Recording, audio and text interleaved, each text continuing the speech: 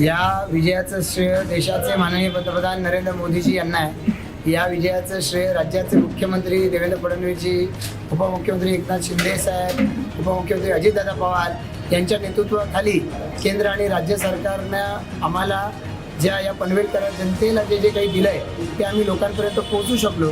ज्यांच्या मार्फत आम्ही पोहोचवलं ते सगळे आमचे महायुतीचे सगळे कार्यकर्ते पदाधिकारी यांचं विशेषत्व नाही.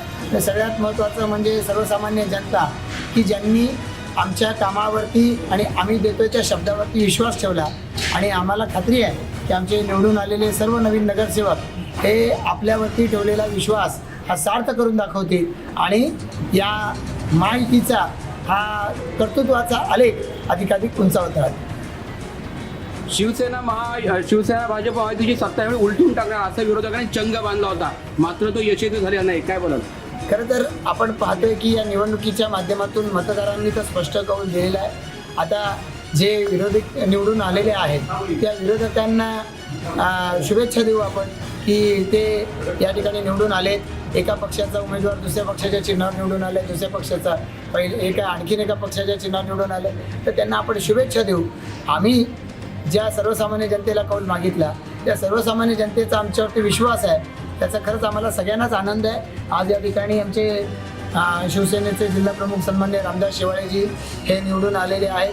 त्यांच्याबरोबरीनं शहराध्यक्ष त्यांचे कळमोलीचे तुकाराम सरट यांच्या पत्नी या देखील जे आहेत ते निवडून आलेले आहेत.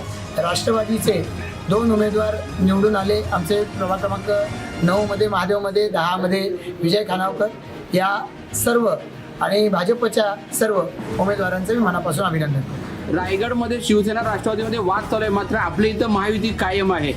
काय सांगाल? मी याचं श्रेय आमच्या सगळ्या नेत्यांना देईन की त्या नेत्यांनी आम्हाला या ठिकाणी आशीर्वाद दिला.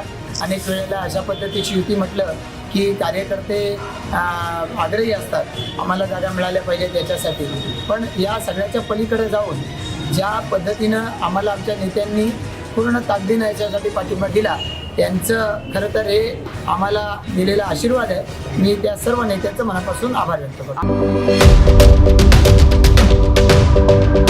यूट्यूबवर सुद्धा रायगड टाइम्स सर्च करा आणि पहा रायगडच्या कानाकोपऱ्यातील प्रत्येक बित्तम बातमी. आणि हो, लगेचच सबस्क्राईब बटनवर क्लिक करायला विसरू नका.